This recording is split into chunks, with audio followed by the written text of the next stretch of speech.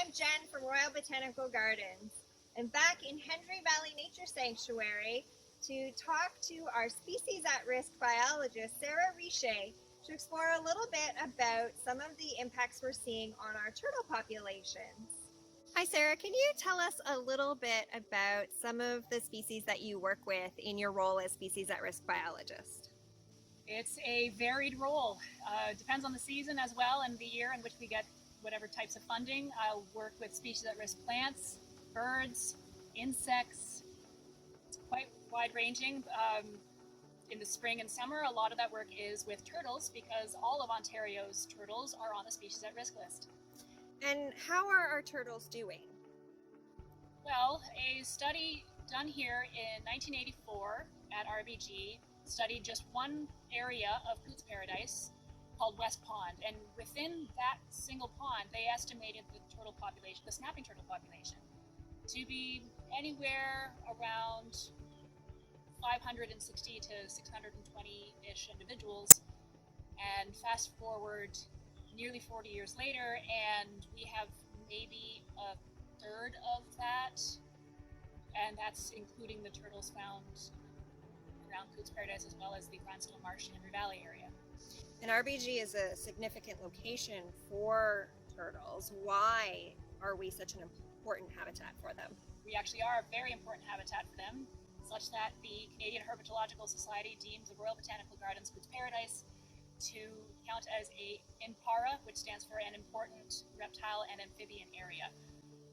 Coots Paradise, RBG, we are the largest remaining coastal wetland on the western shore of Lake Ontario. And when you take into account the North Shore and South Shores, and plus the Coots Paradise Marsh in between them, we are the largest undeveloped area along the western Lake Ontario shoreline, all the way from Oshawa to Niagara-on-the-Lake. And with all our wetlands, that's important because we need wetlands for turtle survival, correct? Most definitely. We also need wetlands for the adults to live in, of course, but we also need safe upland sites for them to nest in. Turtles live in the wetlands, but they live and nest in the uplands, so they need safe access to reach those sites and sites where their nests are likely to be successful. We've heard from our assistant ecologist Mallory about the impacts of feeding wildlife. Is that extended to impacting turtles as well? Most definitely. I have seen large piles of seed left along the trails here, people leaving them behind, presumably for the birds and chipmunks and squirrels to eat. But when I come down and do some night surveys and evening surveys, it's raccoons and skunks and possums that are eating those seeds that people have left behind. While things eating turtle eggs is natural, predation is a natural force.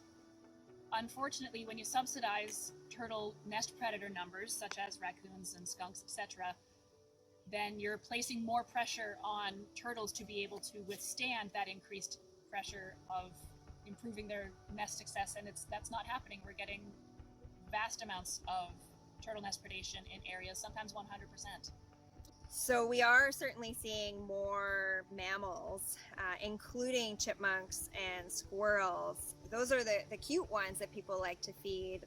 Those also feed on turtle eggs as well, correct? We have observed them digging up the turtle eggs underneath some of our nest cages, especially on the nest piles that we've created for the turtles, because the substrate is much looser and it's easier for the squirrels and chipmunks to dig in. Is there anything that can be done to help protect turtle nests?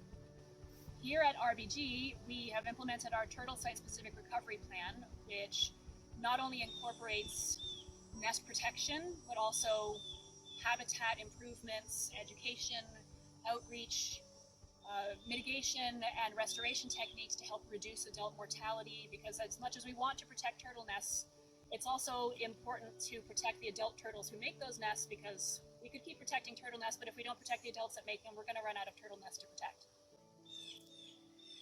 Now, is there anything that I can do specifically to help turtles?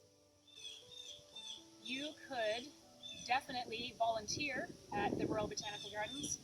There are many activities that people can do that may not be immediately helping a turtle, but definitely have a huge impact on improving their habitat. For example, there's an area that is a very heavily visited spot by nesting turtles, and it gets overrun by invasive species.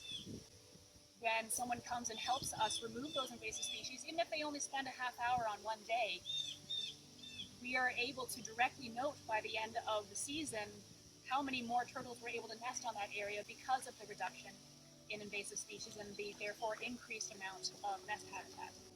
Can make a lot of difference. And there's details available on our website if anyone is interested in volunteering and helping out.